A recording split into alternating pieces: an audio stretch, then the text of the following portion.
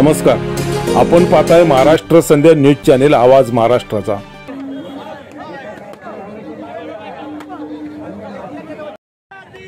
नमस्कार, जय भीम। राहुल गांधी यांच्या आरक्षण रद्द करण्याच्या वक्तव्याचा निषेध करण्यासाठी आमदार विजयभाई गिरकर यांच्या नेतृत्वाखाली कांदिवलीमध्ये जोडो मारो आंदोलन करण्यात आले, त्याबद्दलची ही बातमी आहे।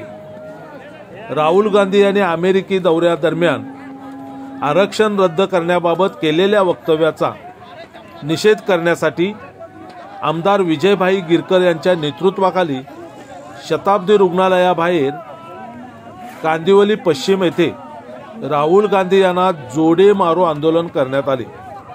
यावेळी राहुल गांधी यांच्या वक्तव्याचा भाई गिरकर यांनी तीव्र शब्दात निषेध व्यक्त केला। यावेळी शताब्दी रुग्णालयातील भारतरत्न डॉक्टर बाबासाहेब आंबेडकर यांच्या पुतळ्यास पुष्पहार अर्पण करून अभिवादन करण्यात आले। या आंदोलनात समाजातील बांधव व संविधान प्रेमी गळ्यात पंचशिलाचा गमजा घालून मोठ्या प्रमाणात सहभागी झाले होते। निषेधाच्या भाषणात भाई गिरकर म्हणाले की या देशात संविधान लागू झाल्यापासून काँग्रेसने आरक्षणाला विरोध केला। पंडित जवाहरलाल नेहरू, राजीव गांधी आणि आता राहुल गांधी या सगळ्यांनी आरक्षणाला विरोध केलेला आहे। इंदिरा गांधी यांनी या देशात आणीबाणी लावून संविधानाची हत्या केली, म्हणून हेच खरे आरक्षण विरोधी असा त्यांनी थेट आरोप केला। काँग्रेसने भारतरत्न डॉक्टर बाबासाहेब आंबेडकर यांना 1952 ते 1954 साली 2 वेळा पराभूत करून त्यांचा अपमान केला आहे। 1990 सालापर्यंत भारतरत्न डॉक्टर बाबासाहेब आंबेडकर यांना देशाचे सर्वोच्च सन्मानपद भारतरत्न दिला नाही। तसेच 1990 सालापर्यंत बाबासाहेबांचे तैलचित्र संसद भवनात लावण्यासाठी काँग्रेसने वारंवार विरोध केला। 1990 साली भारतीय जनता पार्टीच्या 86 खासदारांनी पाठिंबा दिलेल्या व्ही.पी. सिंग यांच्या सरकारने संसदेत भारतरत्न डॉक्टर बाबासाहेब आंबेडकर यांचे तैलचित्र लावले। बाबासाहेबांना भारतरत्न दिले आणि नवबौद्धांना केंद्र सरकारच्या सवलती दिल्या। बाबासाहेब जिवंत असताना व त्यांच्या महापरिनिर्वाणानंतर देखील या काँग्रेसने बाबासाहेबांना अपमानित केलेले आहे आणि म्हणूनच बाबासाहेब म्हणाले होते, काँग्रेस हे जळतं घर आहे, या घरात समाजाने उडी घेऊ नये। या प्रसंगी समाजातील विविध बांधव व संविधान प्रेमी कार्यकर्ते मोठ्या संख्येने उपस्थित होते। या संपूर्ण जोडो मारो आंदोलनाची ही बातमी महाराष्ट्र संध्या यूट्यूब न्यूज चॅनेलवर आपण पाहू शकता। या आंदोलनादरम्यान विजयभाई गिरकर आमदार यांनी काँग्रेसच्या ढोंगीपणाचा बुरखा फाडत पंडित नेहरू, राजीव गांधी आणि राहुल गांधी यांच्या पिढीजात राजकारणातलं सुप्त स्वप्न या आशयाखाली त्यांनी सविस्तर मांडणी केली आणि काँग्रेस विरोधात प्रचंड संताप व्यक्त केला। आमदार भाई गिरकर या आंदोलनादरम्यान माध्यमांशी बोलताना काय म्हणाले ते आपण या व्हिडिओतून पाहू शकता। भाई गिरकर साहब कुठे आहेत?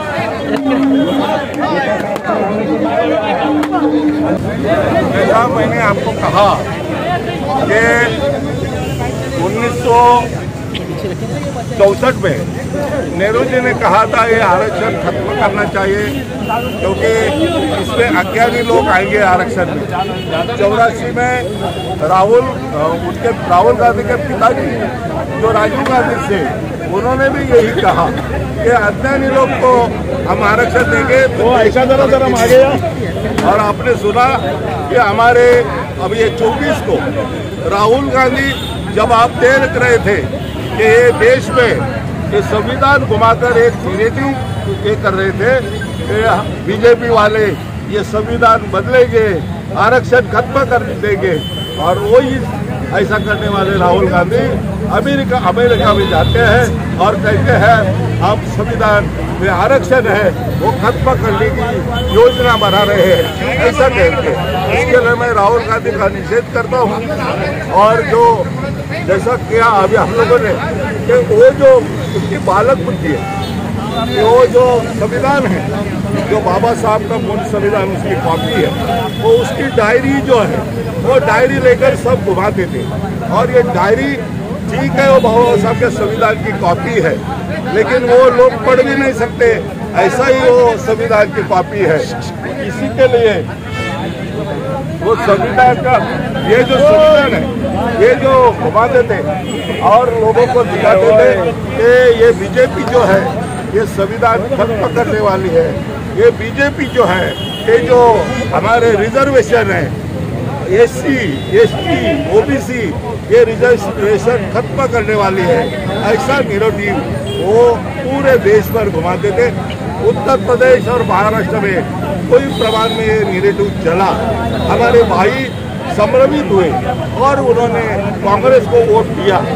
और ये संविधान जो है, जब वो जीत कर आए पार्लियामेंट में गए, और पार्लियामेंट में भी आप देखा होगा वो और उनके साथी ये संविधान ऐसा घुमाते थे, पीछे घुमाते थे, जैसा कोई बालक है उसको नया खिलौना मिलता है, वो खिलौना सबको दिखाता है, वैसे ये राहुल गांधी ये संविधान का अपमान करता था। ये कोई खिलौना नहीं, ये देश का धर्म ग्रंथ है, लोकशाही का ग्रंथ है, इसको माथे मुंह पर टिकाना चाहिए। लेकिन उनकी बालक बुद्धि होने के कारण ये जो संविधान है वो उसका सब बाजू दिखा कर ये खिलौना नहीं है ऐसा दिखाकर वो अपमान करते थे।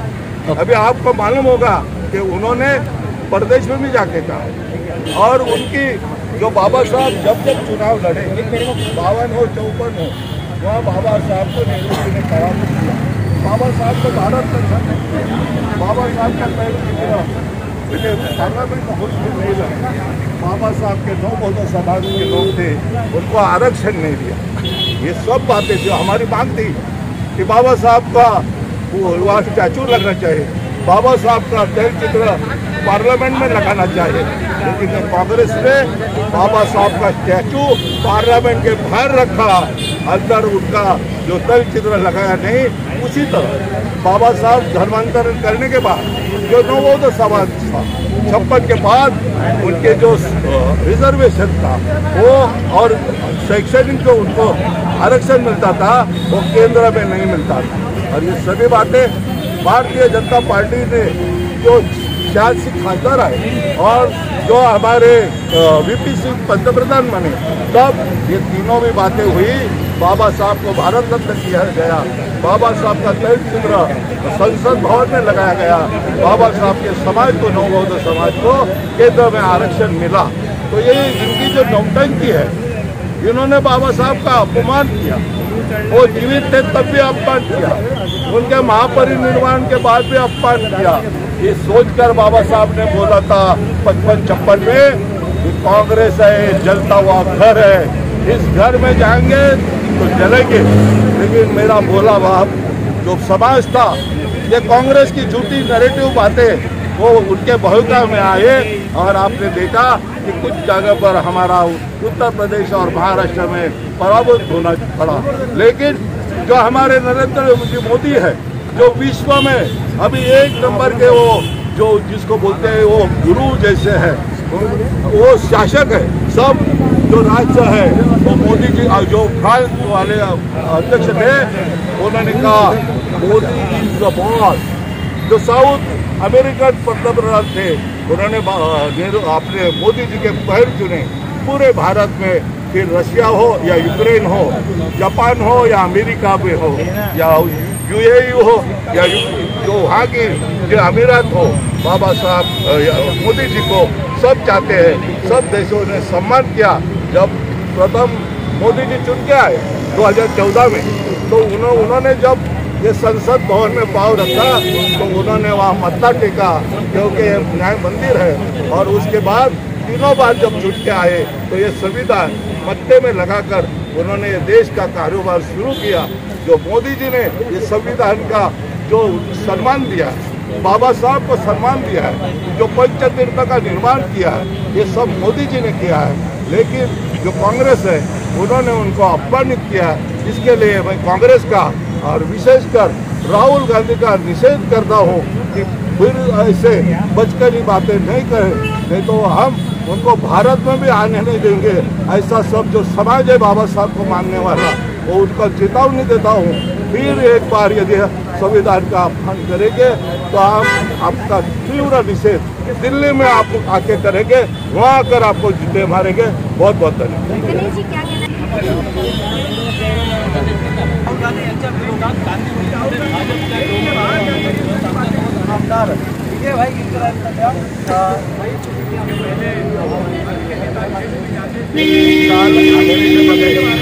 राहुल गांधी यांनी या आरक्षण हे त्याची आवश्यकता नाही आणि ते आरक्षणाचा आम्ही पुनर्विचार करू आणि आरक्षण आम्ही संपवू अशा प्रकारची जी वल्गना केली, त्याच्यासाठी राहुल गांधींचा निषेध करण्यासाठी या ठिकाणी जोडे मारा आंदोलन करण्यात आले।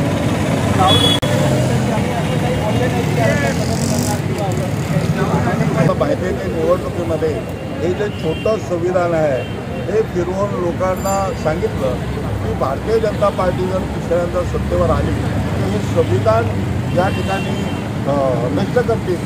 ज्या आपल्या एसटी ओबीसीना ज्या सवलती मिळत आहेत ते मोदीचं सरकार या ठिकाणी ठप्प करतील अशा प्रकारची त्यांनी वल्गना केली।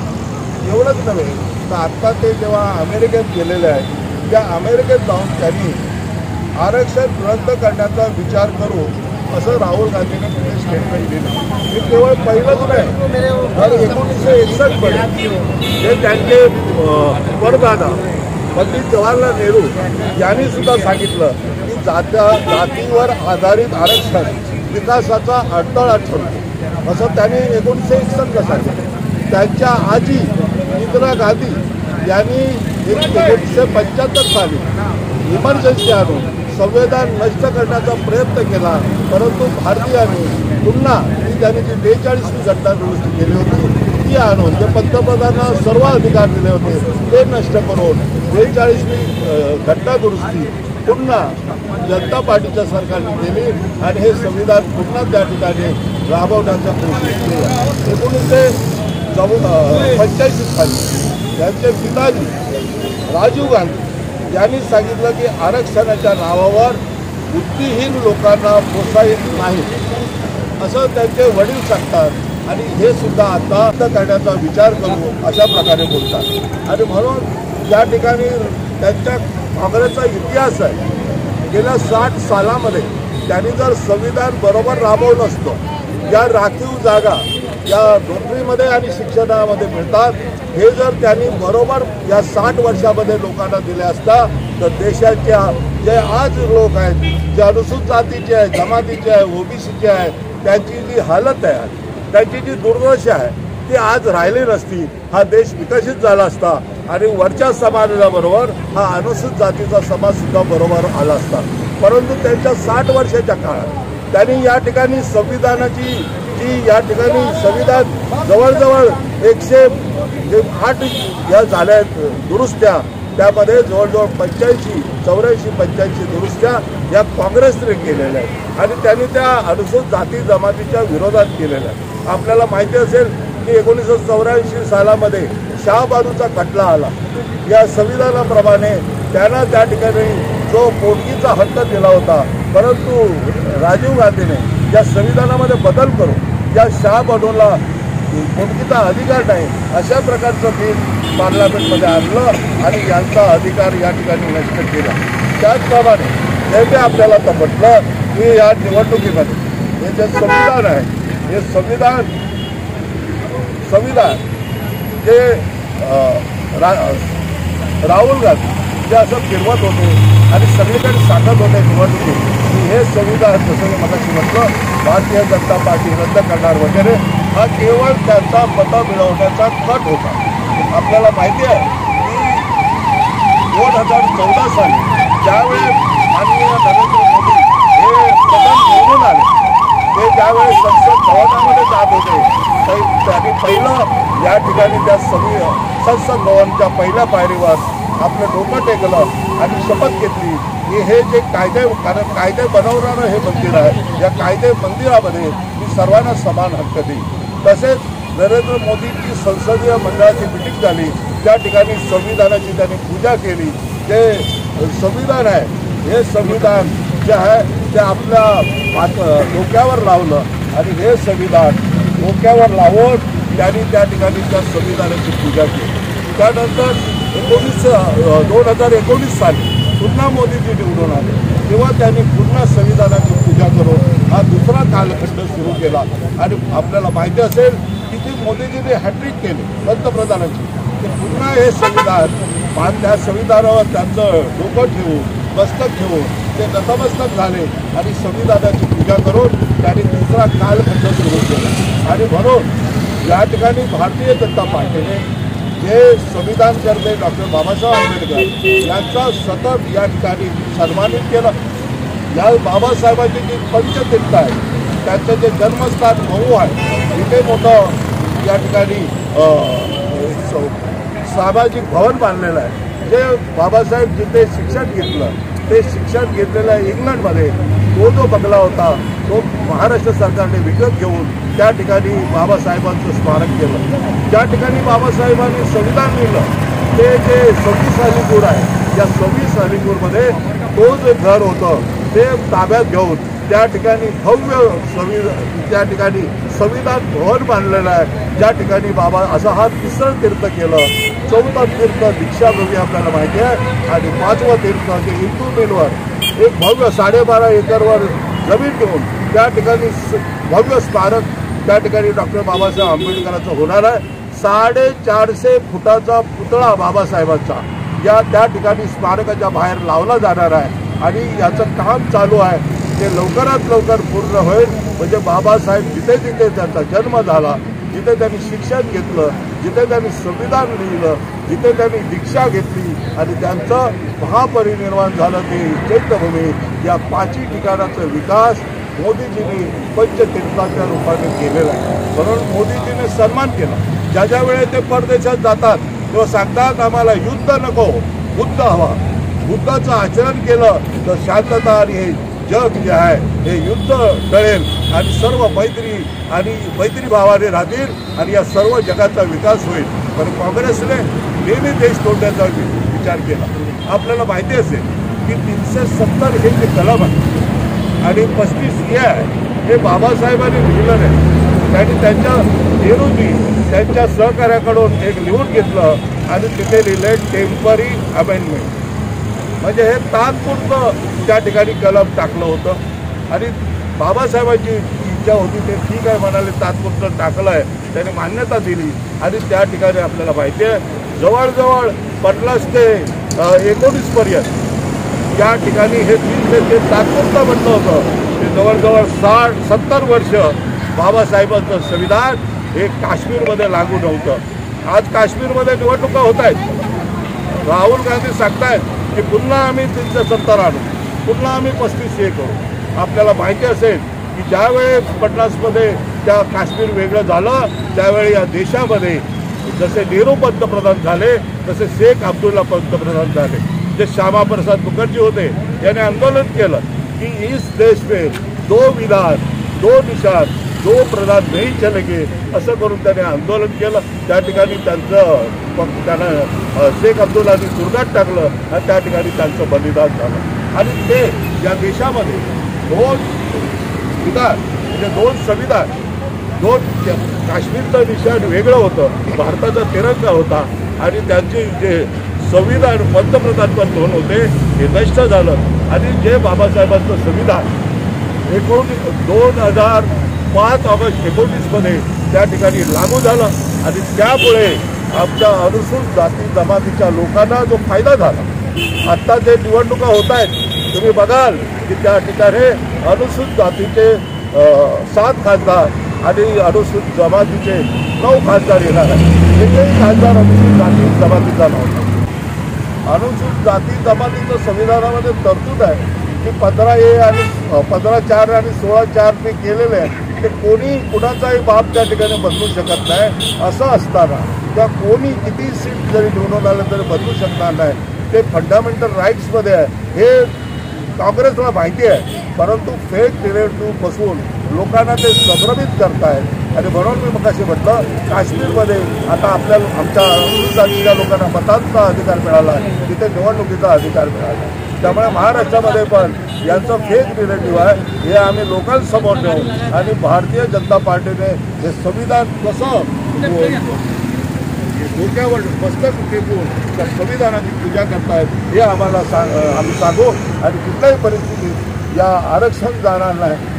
त्या ठिकाणी शिक्षण असो की नोकऱ्यांमध्ये असो भारतीय जनता पार्टीच काय कोणालाही आम्ही करू देणार नाही, असल्याची आम्ही कोणालाच करू देणार नाही, अशा प्रकारची मी आपल्याला पाहिजे.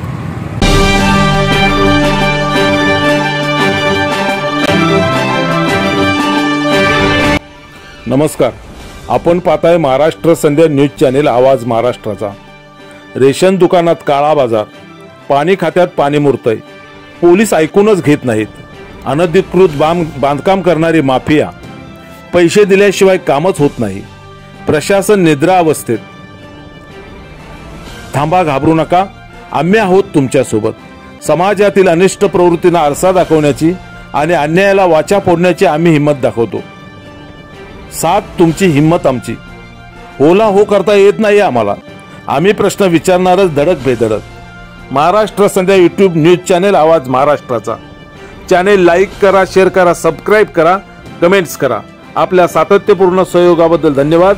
तानाजी कांबळे, संपादक